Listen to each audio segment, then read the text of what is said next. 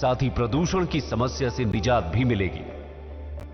Wardha road पर स्थित 3.14 kilometre विश्व के सबसे लंबे डबल डेकर वायाडक्ट को Guinness book of world record ने सम्मानित किया है।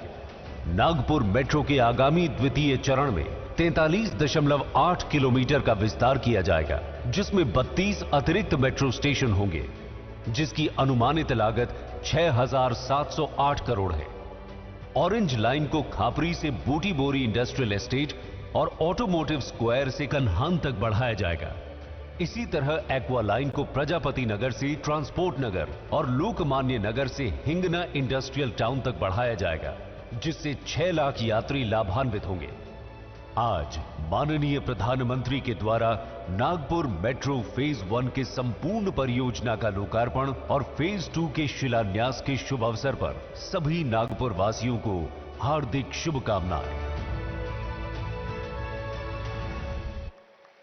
देवी और सज्जनों, जैसा कि हम सभी जानते हैं, हिंदू हृदय सम्राट बाला साहब ठाकरे महाराष्ट्र समृद्धि महामार्ग के पहले चरण का उद्घाटन माननीय प्रधानमंत्री जी द्वारा कुछ समय पहले किया गया और अब हिंदू हृदय सम्राट बाला साहेब ठाकरे महाराष्ट्र समृद्धि महामार्ग के बारे में एक शॉर्ट फिल्म चलाई जाएगी। मैं आपका ध्यान फिर से स्क्रीन की तरफ आकर्षित करना चाहती हूँ।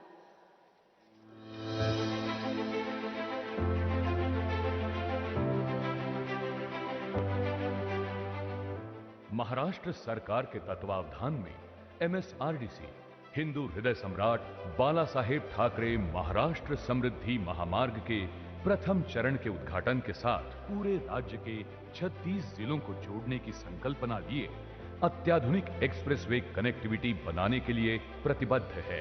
भारत के माननीय प्रधानमंत्री श्री नरेंद्र मोदी जी एक दूरदर्शी राजनेता जो नए भारत की कल्पना के विकास हेतु राजमार्गों के निर्माण के लिए कटिबद्ध है। महाराष्ट्र का उज्जवल भविष्य सुदृढ़ राजमार्गों के द्वारा किसानों की समृद्धि में निहित है। इस दृष्टिकोण को हमारे राज्य के माननीय मुख्यमंत्री श्री एकनाथ शिंदे जी के कुशल नेतृत्व में MSRDC ने महाराष्ट्र समृद्धि महामार्ग के निर्माण के साथ प्रगतिशील महाराष्ट्र को पुनः परिभाषित किया है। ये महाराष्ट्र सरकार के माननीय उप मुख्यमंत्री श्री देवेंद्र फडणवीस जी के दृढ़ विश्वास का प्रतीक है, जिन्होंने पहली बार इस परियोजना की कल्पना की थी। ये महामार्ग महाराष्ट्र के 10 प्रमुख जिलों को पूरी तरह जोड़ता है तथा राज्य के अन्य 14 जिलों को अप्रत्यक्ष रूप से जोड़ेगा। 701 किलोमीटर लंबा एक्सेस नियंत्रित कॉरिडोर 6 लेन एक्सप्रेसवे के साथ महाराष्ट्र में कृषि और औद्योगिक क्षेत्र को मजबूत करने के लिए समर्पित है। प्रस्तावित 25 इंटरचेंज पूरे महाराष्ट्र के 26 तालुकाओं को जोड़ता है, जिससे राज्य की 36% आबादी सीधे लाभान्वित होगी। महाराष्ट्र समृद्धि महामार्ग नागपुर मुंबई यात्रा के समय को 18 घंटे से घटाकर 8 घंटे और मुंबई औरंगाबाद के बीच के अंतर को 4 घंटे तक कम कर देगा। नागपुर शिरडी को जोड़ने वाले ये एक्सप्रेसवे लोगों के यात्रा के समय को 13 घंटे से घटाकर 5 घंटे तक कम कर देगा। ये महामार्ग समृद्धि, प्रचुरता और सफलता का अग्रदूत है, जो कनेक्टिविटी को सुविधाजनक बनाने, रोजगार के अवसर पैदा करने, क्षेत्रीय बाजार का तेजी से विकास करने के लिए इसकी रचना की गई है। ऑप्टिकल फाइबर कनेक्टिविटी के लिए किया गया अलग प्रावधान इस एक्सप्रेसवे को डिजिटल रेडी बना देगा। एक्सप्रेसवे के दोनों किनारों पर कुल 11,31,000 पेड़ और लगभग 22,34,000 से अधिक पौधे लगाकर हरित भूनिर्माण सुनिश्चित किया जाएगा। ध्वनि अवरोधों के साथ वन्य जीव संरक्षण के लिए कुल 100 अंडरपास और ओवरपास का निर्माण किया गया है। प्रस्तावित इलेक्ट्रिक व्हीकल चार्जिंग इंफ्रास्ट्रक्चर के साथ इस ऊर्जा कुशल कॉरिडोर बनाने में कोई कसर नहीं छोड़ी है। जैसे सौर ऊर्जा पहल के माध्यम से 138.47 मेगावाट बिजली उत्पन्न करने का प्रस्ताव कर नवीकरणीय ऊर्जा संसाधनों को बढ़ावा देना, 15 यातायात सहायता चौकियों की स्थापना, बचाव और घटना नियंत्रण के लिए 21 त्वरित प्रतिक्रिया वाहनों की उपलब्धता के साथ यात्रियों की सुरक्षा सुनिश्चित करने के लिए एडवांस लाइफ सपोर्ट सिस्टम के साथ 21 एम्बुलेंस भी तैनात रहेंगी। यात्रियों से फास्टैग सक्षम प्लाजा पर शुल्क लिया जाएगा, जो केवल महामार्ग से तय की गई दूरी के आधार पर होगा। यातायात का नियंत्रण और एक्सप्रेसवे की निगरानी के लिए एक स्मार्ट यातायात प्रबंधन प्रणाली विकसित की जा रही है। हम सलाम करते हैं हमारे माननीय प्रधानमंत्री के जज्बे को और आत्मनिर्भर भारत की ओर बढ़ाए हर कदम को। इसी संकल्पना में समृद्धि महामार्ग बनेगा महाराष्ट्र की पहचान। आइए साक्षात्कार करें समृद्ध महाराष्ट्र का। और अब नागपुर रेलवे स्टेशन तथा अजनी रेलवे स्टेशन के पुनर्विकास का शिलान्यास, 12,000 एचपी लोकोमोटिव्स के रखरखाव के लिए सरकारी रखरखाव डेपो अजनी का लोकार्पण, नागपुर इटारसी तीसरी लाइन परियोजना के 50 किलोमीटर लंबी कोहली नारखेर लाइन का लोकार्पण करने हेतु रिमोट का बटन दबाकर ई पट्टिका का अनावरण करने की विनती मैं माननीय प्रधानमंत्री जी से करती हूं।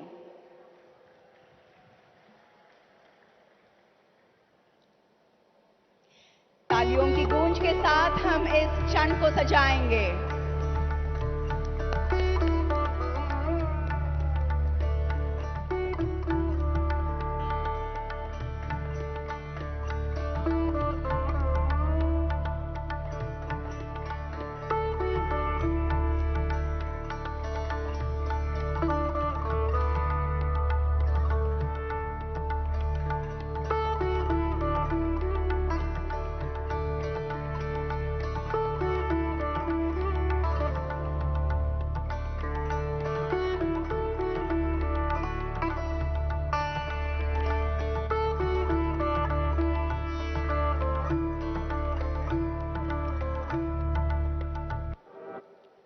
और अब वंदे भारत तथा भारतीय रेल की 4 परियोजनाओं के बारे में एक शॉर्ट फिल्म चलाई जाएगी।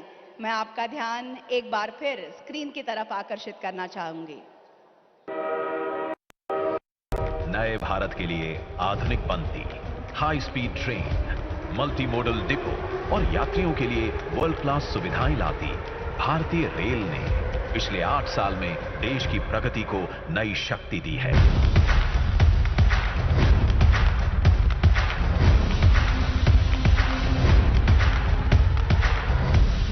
भारत कैसे बदल रहा है, सपने कैसे सच हो सकते हैं, ये देखना हो तो आज इसका एक उत्तम उदाहरण भारतीय रेलवे भी बन रहा है।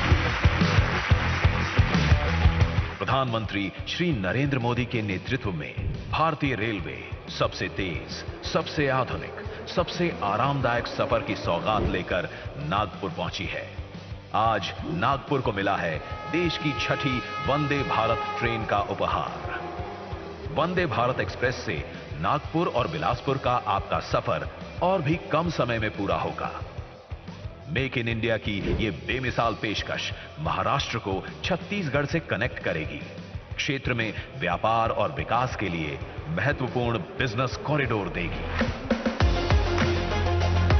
आज प्रधानमंत्री श्री नरेंद्र मोदी के कर कमलों द्वारा महाराष्ट्र को 1500 करोड़ से अधिक की रेल परियोजनाओं की सौगात मिल रही है।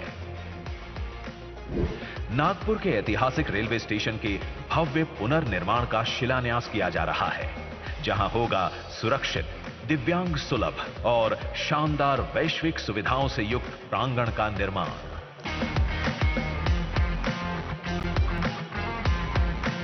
साथ ही अजनी स्टेशन के पुनर्निर्माण का शिलान्यास भी प्रधानमंत्री द्वारा किया जा रहा है।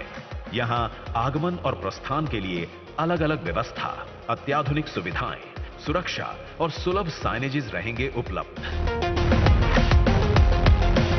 देश के व्यस्ततम रेल मार्गों में से एक नागपुर इटारसी के मध्य बन रही तीसरी रेल लाइन का एक भाग देश को समर्पित हो रहा है। ये तीसरी लाइन मालवाहक और यात्री गाड़ियों के व्यस्ततम ट्रैफिक को संभालने में सहायक होगी।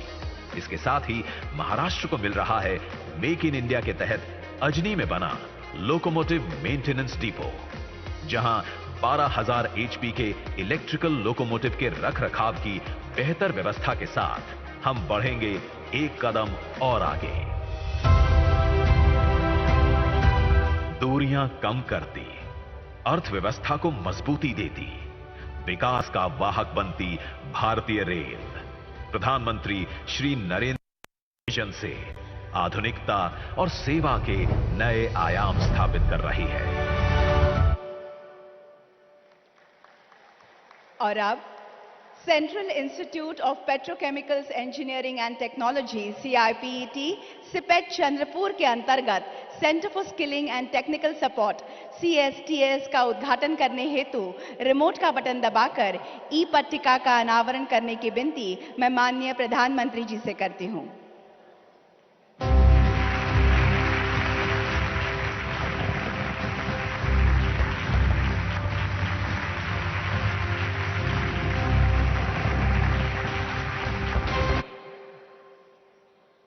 धन्यवाद।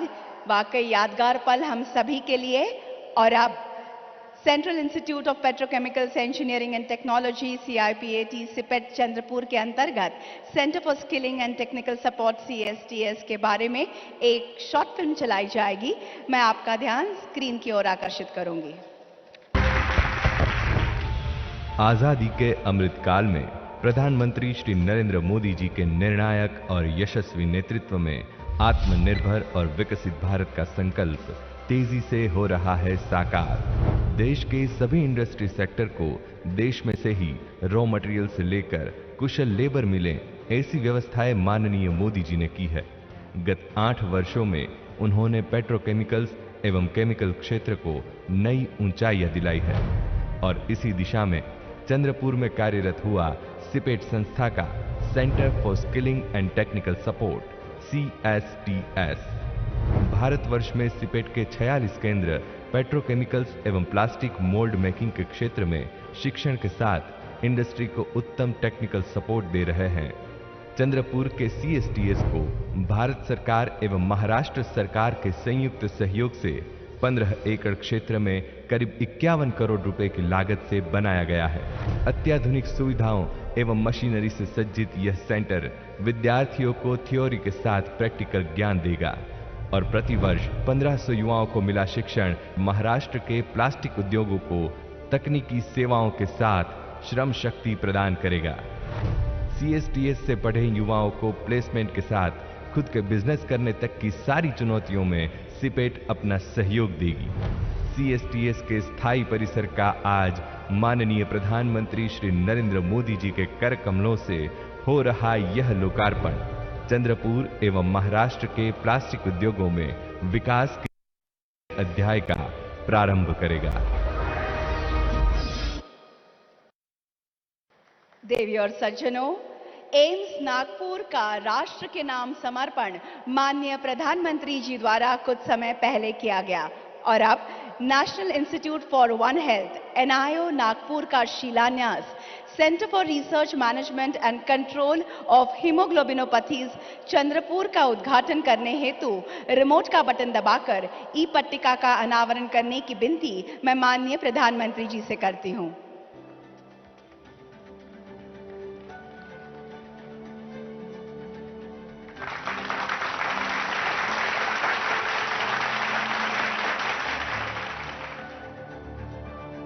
धन्यवाद। सचमुच एक अविस्मरणीय क्षण।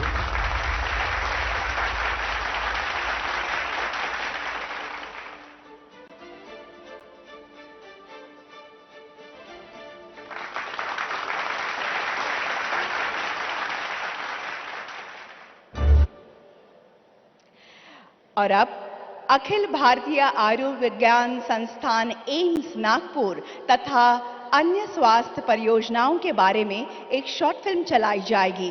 मैं आपका ध्यान फिर एक बार स्क्रीन की तरफ आकर्षित करना चाहती हूं। स्वास्थ्य ही वास्तविक धन है और देश के हर निवासी को सस्ती, सुगम और उत्तम स्वास्थ्य सेवाएं मिले, यही उद्देश्य है हमारे दूरदर्शी आदरणीय प्रधानमंत्री श्री नरेंद्र मोदी जी का। केंद्र का प्रयास है कि गरीब और मध्यम वर्ग का इलाज, उस पर खर्च कम से कम हो, ये इलाज भी बेहतर मिले और इसके लिए उसको दूर तक जाना भी न पड़े। देश के सुदूर इलाकों तक जन जन को मुफ्त उत्कृष्ट स्वास्थ्य सुविधा मिले। इसके लिए शुरू की गई कई योजनाएं जैसे Ayushman Bharat health and wellness centre, प्रधानमंत्री जन आरोग्य योजना, पीएम अभीम जन औषधि केंद्र, Ayushman Bharat digital mission, corona महामारी का सबसे बड़ा टीकाकरण अभियान चलाया गया। देश में एम्स की संख्या 7 से बढ़कर 22 हो गई है और मेडिकल कॉलेजों की संख्या 387 से बढ़कर 648 हो गई है।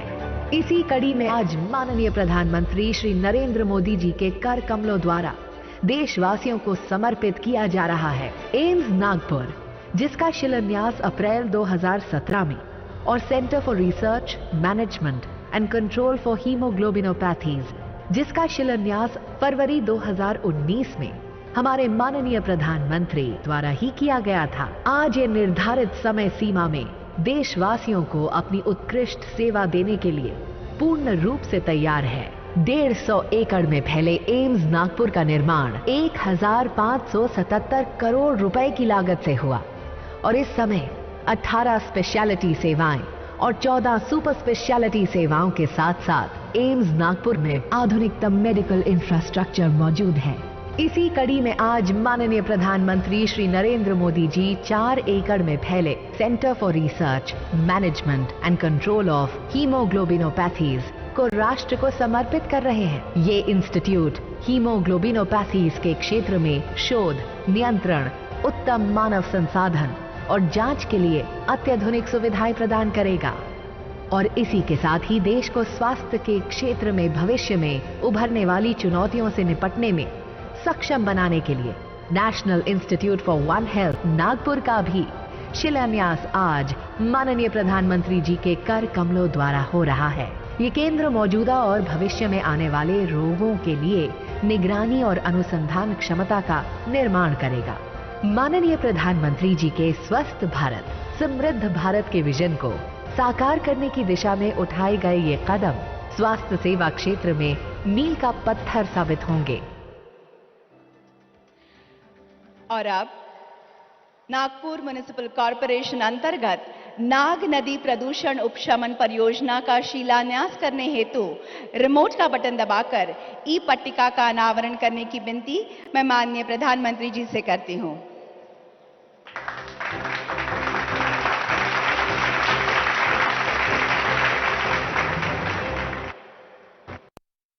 धन्यवाद।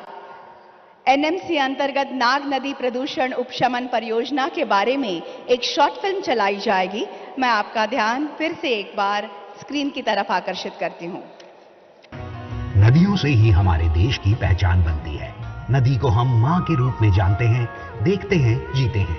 हमारे प्रधानमंत्री श्री नरेंद्र मोदी जी कहते हैं कि नदियां हमारे लिए एक भौतिक वस्तु नहीं है, बल्कि एक जीवंत इकाई है। स्वच्छ भारत मिशन हो या वेस्ट टू वेल्थ से जुड़े कार्यक्रम,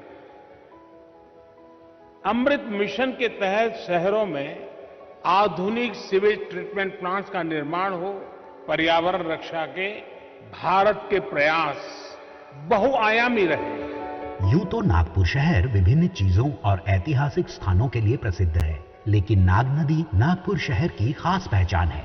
कभी नाग नदी न केवल शहर की शान थी, बल्कि नागरिकों की जीवनदायिनी भी थी। दुर्भाग्य से शहर के कई हिस्सों में ऐतिहासिक नाग नदी की दुर्दशा हो गई, लेकिन अब ये नहीं होगा।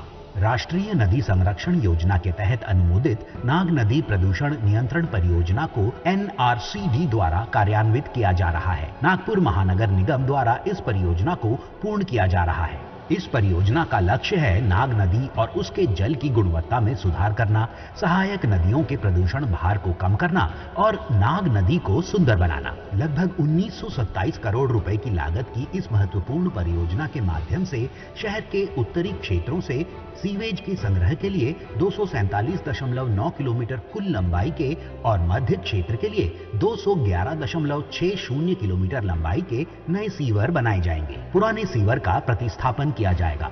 7 नए पंपिंग स्टेशन बनाए जाएंगे। इसके माध्यम से लगभग 1,32,000 घरों को नए सीवर नेटवर्क से जोड़ा जाएगा। नाग नदी फिर से अविरल होगी, खिलखिलाकर बहने लगेगी। शहर अधिक सुंदर और स्वच्छ होगा। इस महत्वाकांक्षी उपक्रम का शिलान्यास माननीय प्रधानमंत्री जी के कर कमलों द्वारा हो रहा है। इस योजना के लिए हम सभी नागपुरवासी आदरणीय प्रधानमंत्री जी के सदा आभारी रहेंगे। शहर की पहचान नाग नदी को सुंदर बनाने में हम सब के प्रयास की भूमिका अहम होगी। नागरिकों के लिए सभी परियोजनाएं लाभदायी साबित होंगी, इसमें कोई संदेह नहीं है। देवी और सज्जनों, राष्ट्र की उन्नति के लिए दिन रात एक करने वाले, देश की छवि अंतर्राष्ट्रीय स्तर पर उजागर करने वाले विकास पुरुष भारत के प्रधानमंत्री माननीय श्री नरेंद्र मोदी जी से मैं आग्रह करती हूं कि आज के इस अत्यंत आनंद के अवसर पर अपने बहुमूल्य विचारों की सौगात से हमें उपकृत करें।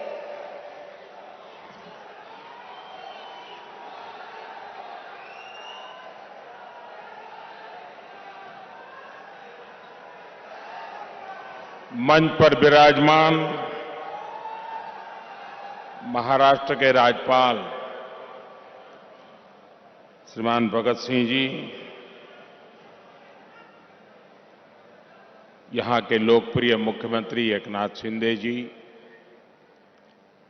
इसी धरती के संतान और महाराष्ट्र के उज्जवल भविष्य के लिए प्रयत्नरत श्री देवेंद्र जी, नितिन जी,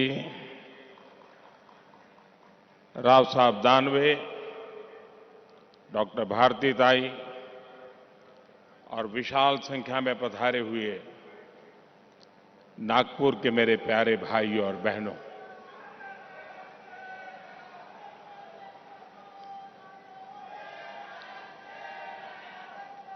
आज संकष्टी चतुर्थी आहे।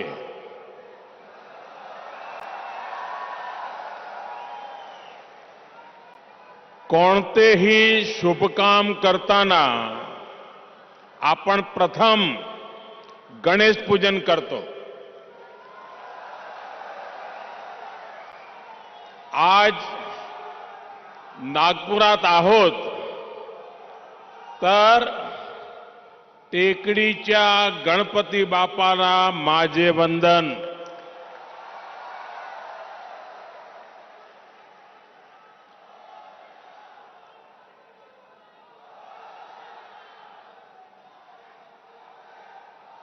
ग्यारह दिसंबर का आज का दिवस संकष्टी चतुर्थी का पवित्र दिवस है। आज महाराष्ट्र के विकास के लिए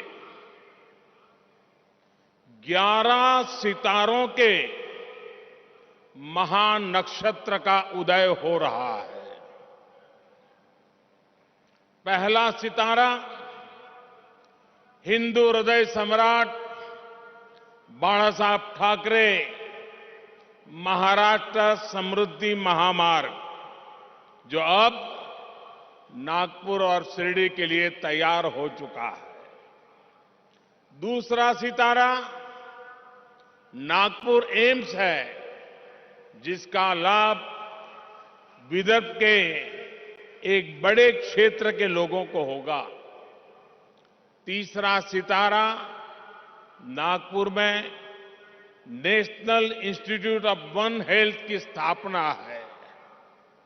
चौथा सितारा रक्त संबंधी रोगों की रोकथाम के लिए चंद्रपुर में बना आईसीएमआर का रिसर्च सेंटर है। पांचवा सितारा पेट्रोकेमिकल क्षेत्र के लिए बेहद अहम सीपेट चंद्रपुर की स्थापना है। छठा सितारा नागपुर में नाग नदी के प्रदूषण को कम करने के लिए शुरू हुआ प्रोजेक्ट। सातवां सितारा नागपुर में मेट्रो फेज 1 का लोकार्पण और दूसरे फेज का शिलान्यास है। आठवां सितारा नागपुर से बिलासपुर के बीच आज प्रारंभ हुई वंदे भारत एक्सप्रेस है। नवा सितारा नागपुर और अजनी रेलवे स्टेशन के पुनर्विकास की परियोजना है। 10वां सितारा अजनी में 12,000 हॉर्स पावर के रेल इंजन के मेंटेनेंस डिपो का लोकार्पण है। 11वां सितारा नागपुर इटारसी लाइन के कोहली नरखेड़ रूट का लोकार्पण है। 11 सितारों का यह महानक्षत्र महाराष्ट्र के विकास को नई दिशा देगा, नई ऊर्जा देगा। आजादी के 75 साल के अमृत महोत्सव में 75,000 करोड़ रुपए के इन विकास कार्यों के लिए महाराष्ट्र को, महाराष्ट्र की जनता को बहुत बहुत बधाई।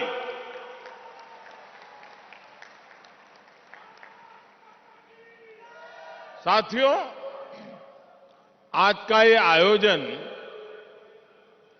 इस बात का भी प्रमाण है कि डबल इंजन की सरकार महाराष्ट्र में कितनी तेज गति से काम कर रही है।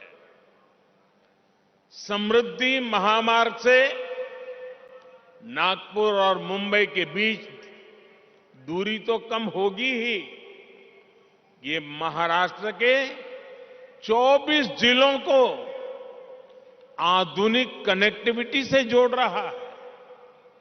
इससे खेती किसानी को, आस्था के विभिन्न स्थलों में आने जाने वाले श्रद्धालुओं को, उद्योगों को बहुत बड़ा लाभ होने वाला है।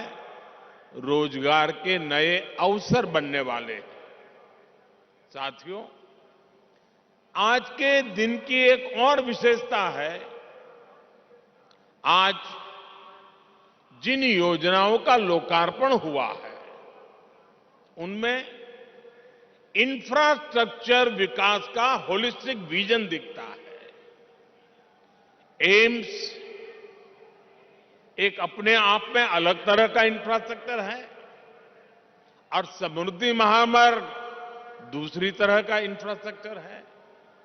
इसी तरह वंदे भारत एक्सप्रेस और नागपुर मेट्रो दोनों ही एक अलग प्रकार का कैरेक्टर है उस इंफ्रास्ट्रक्चर का। लेकिन ये सब एक बुके में, एक गुलदस्ते में अलग अलग फूलों की तरह, जिससे निकलकर विकास की खुशबू जन जन तक पहुंचेगी। विकास के इस गुलदस्ते में बीते 8 वर्षों की मेहनत से तैयार विशाल बगीचे का प्रतिबिंब भी है। चाहे बात सामान्य मानवी के लिए हेल्थ केयर की हो या फिर वेल्थ क्रिएशन की हो, चाहे बात किसान को सशक्त करने की हो या जल संरक्षण की हो, आज पहली बार देश में ऐसी सरकार है जिसने इंफ्रास्ट्रक्चर को एक मानवीय स्वरूप दिया है। इंफ्रास्ट्रक्चर का एक ऐसा ह्यूमन टच जो आज हर किसी के जीवन को स्पर्श कर रहा है। हर गरीब को 5 लाख रुपए तक का मुफ्त इलाज देने वाली आयुष्मान भारत योजना हमारे सोशल इंफ्रा का उदाहरण है। काशी, केदारनाथ, उज्जैन से लेकर पंढरपुर तक हमारे आस्था स्थलों का विकास हमारे कल्चरल इंफ्रा का उदाहरण है। 45 करोड़ से ज्यादा गरीबों को बैंकिंग सिस्टम से जोड़ने वाली जनधन योजना हमारे फाइनेंशियल इंफ्रास्ट्रक्चर का उदाहरण है। नागपुर एम्स जैसे आधुनिक अस्पताल खोलने का अभियान, हर जिले में मेडिकल कॉलेज खोलने का अभियान हमारे मेडिकल इंफ्रास्ट्रक्चर का उदाहरण है। और इन सब में जो बात कॉमन है वो है मानवीय संवेदनाओं का तत्व, ह्यूमन टच, संवेदनशीलता। इंफ्रास्ट्रक्चर को हम सिर्फ निर्जीव सड़कों और फ्लाईओवर तक नहीं समेट सकते, इसका विस्तार कहीं ज्यादा बड़ा है।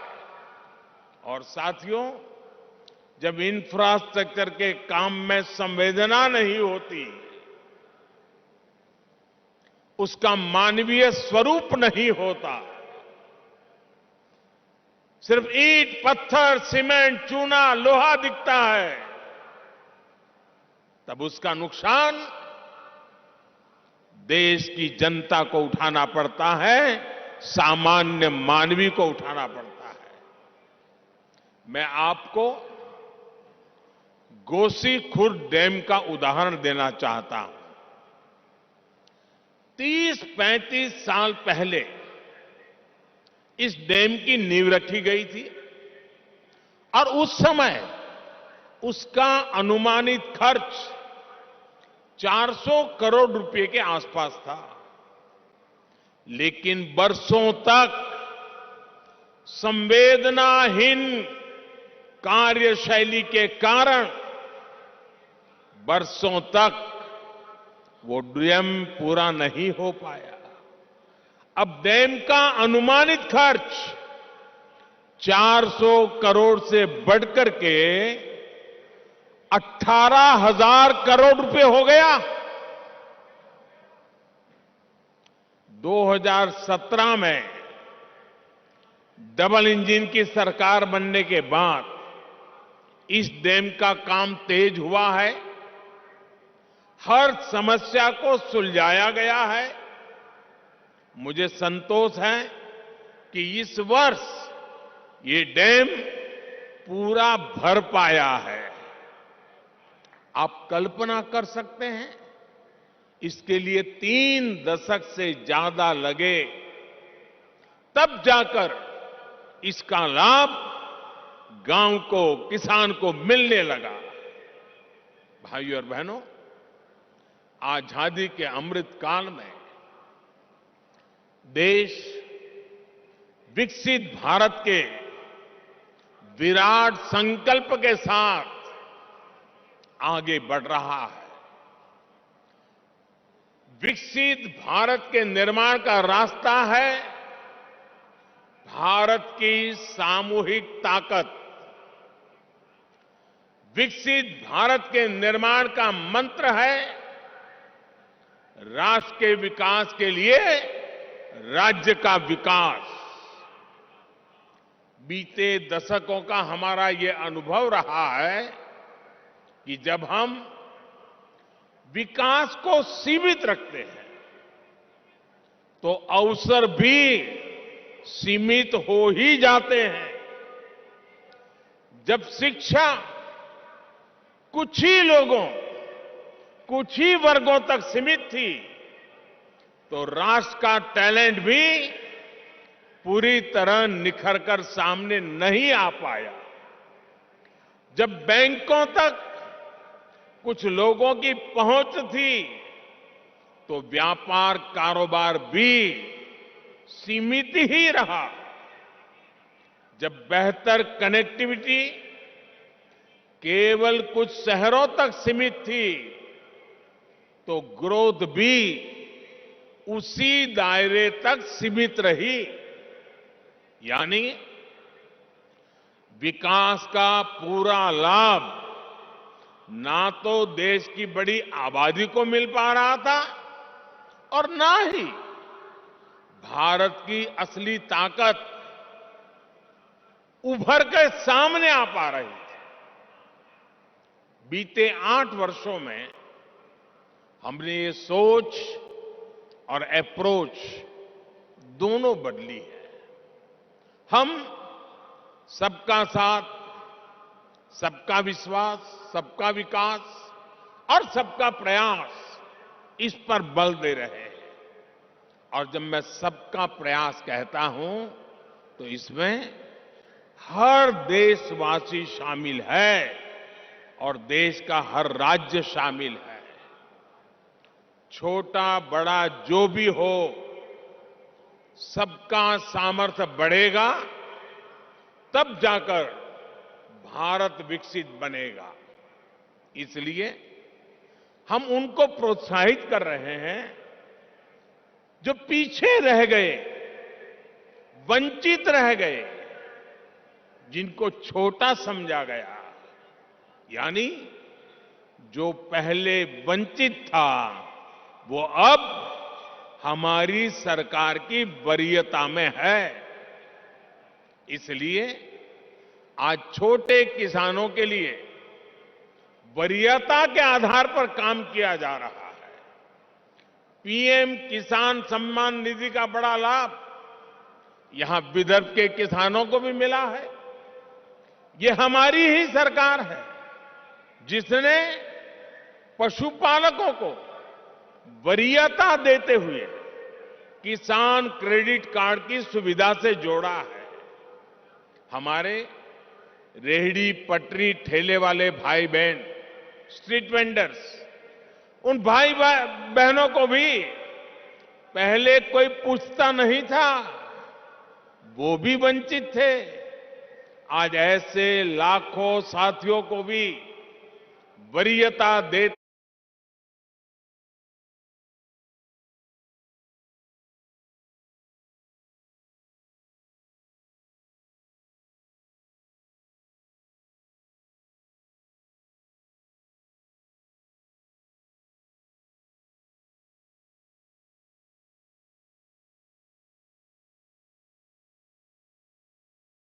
जो आजादी के इतने दशकों बाद भी विकास के अनेक पैमानों पर बहुत पीछे थे।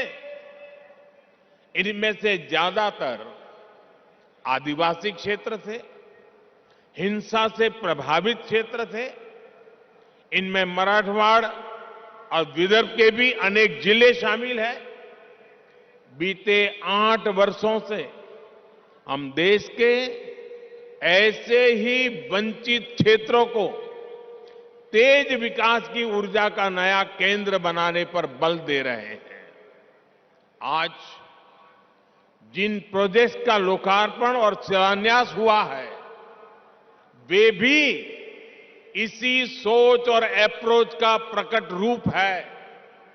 साथियों, आज आपसे बात करते हुए मैं महाराष्ट्र के लोगों को, देश के लोगों को भारत की राजनीति में आ रही एक विकृति से सावधान भी करना चाहता हूं। ये विकृति है शॉर्टकट की राजनीति की। ये विकृति है राजनीतिक स्वार्थ के लिए देश का पैसा लुटा देने की। ये विकृति है करदाताओं की गाढ़ी कमाई को लुटा देने की।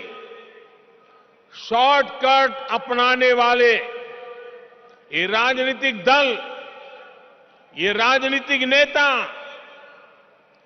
देश के हर करदाता के सबसे बड़े दुश्मन है, जिनका मकसद सिर्फ सत्ता में आना होता है, जिनका लक्ष्य झूठे वायदे करके सिर्फ सरकार हड़पना होता है, वो कभी देश नहीं बना सकते। आज एक ऐसे समय में जब भारत अगले 25 वर्षों के लक्ष्यों पर काम कर रहा है, तो कुछ राजनीतिक दल अपने निजी स्वार्थ में भारत की अर्थव्यवस्था को तबाह कर देना चाहते हैं। हम सबको याद होगा, जब पहली औद्योगिक क्रांति आई, हिंदुस्तान उसका लाभ नहीं उठा पाया।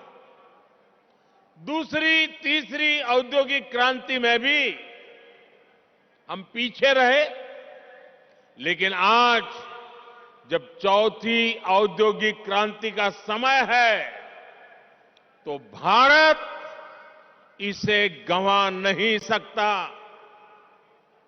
मैं फिर कहूंगा, ऐसा अवसर किसी देश के पास बार बार नहीं आता। शॉर्टकट से कोई देश चल नहीं सकता।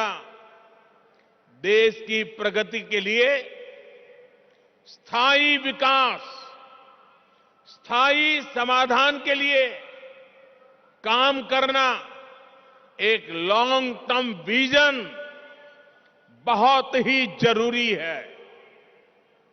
और स्थायी विकास के मूल में होता है इंफ्रास्ट्रक्चर।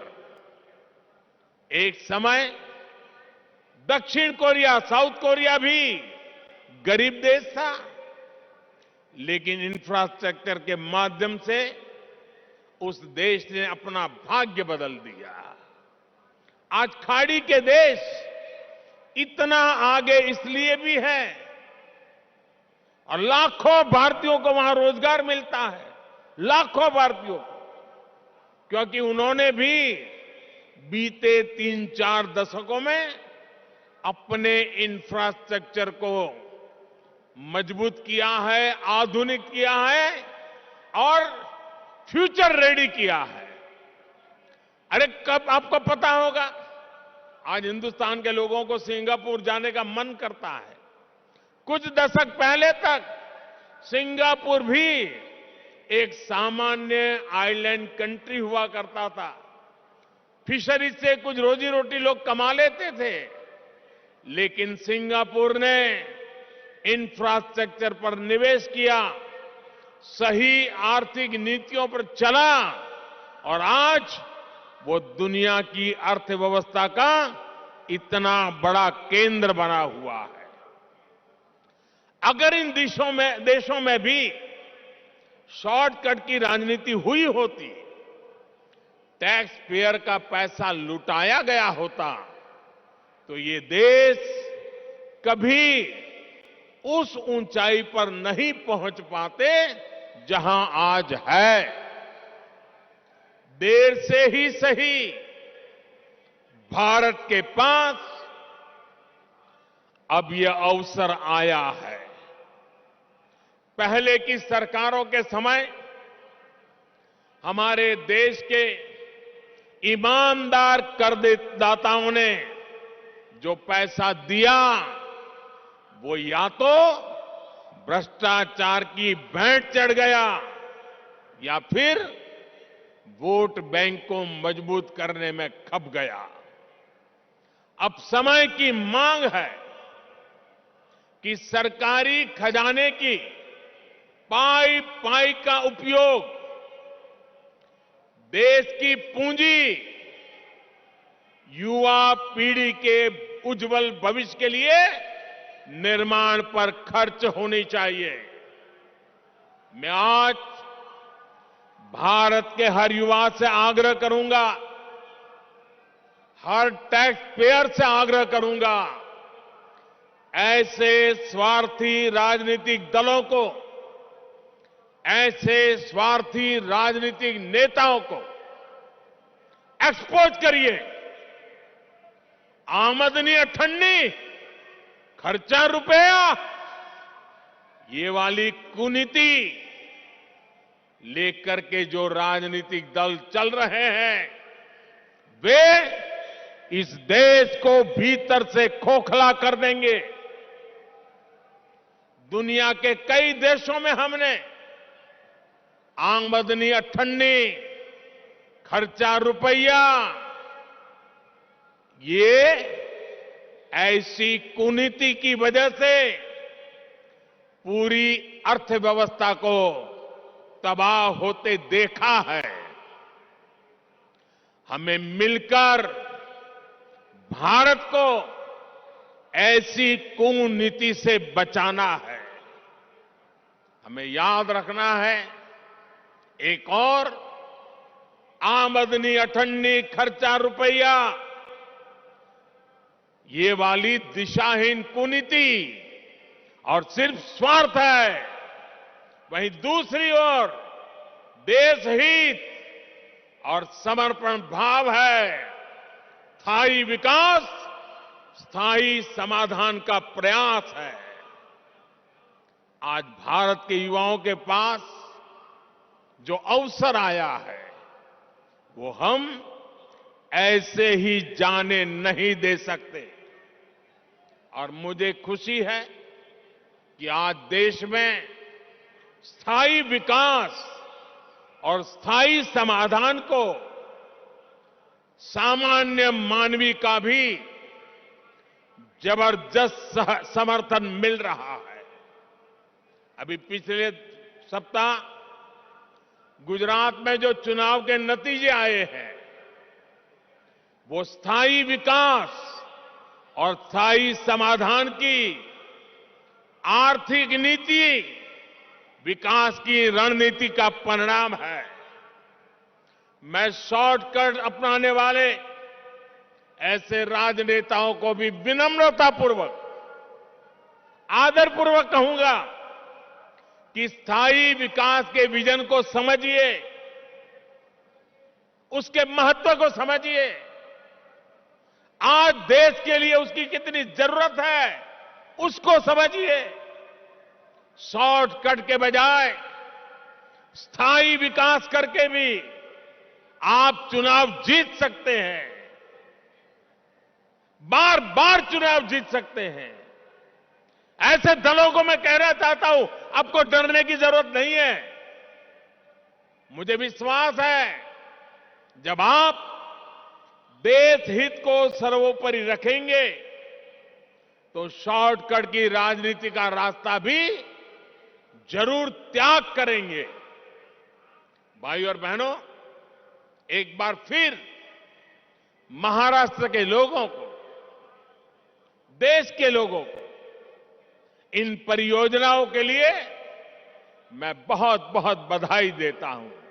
और मैं मेरे नौजवान दोस्तों से कहता हूं, ये जो मैंने आज 11 सितारे दिखाए हैं, जो मैंने आज 11 सितारों की आपके सामने गिनती की है, ये 11 सितारे आपका भविष्य गढ़ने वाले हैं, आपके लिए अवसरों को जन्म देने वाले हैं। और यही रास्ता है, यही रास्ता सही है। एषः पंथः, एषः पंथः, इस मंत्र को लेकर के आइए पूर्ण समर्पण भाव से अपने आप को खपा दे। 25 साल का ये मौका हम जाने नहीं देंगे दोस्तों। बहुत बहुत धन्यवाद।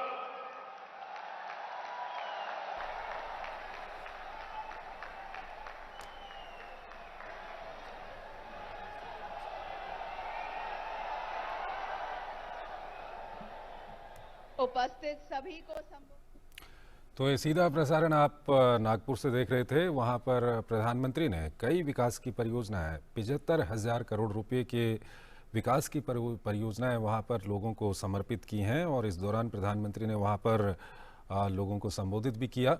और प्रधानमंत्री ने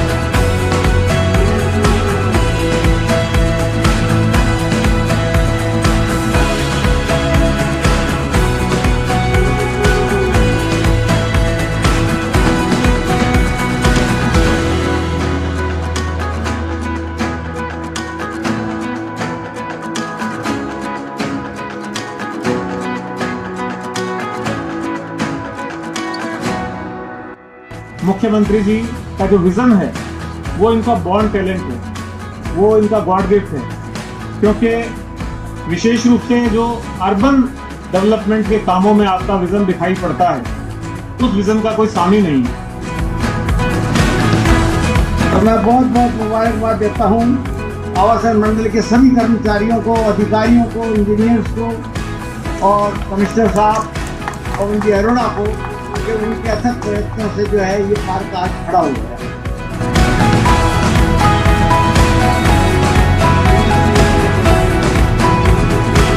मैं कह सकता हूँ इस के रात में देखा भी जा करके बहुत ही शानदार सलीके से बनाया गया है। जो आप देख लीजिए, ये जो सीमेंट ये दिख रहा है, ये जो यहाँ बैठे हुए हैं, ये सिंगापुर में बैठे हो आप लोग, ये कोई कम बात नहीं है।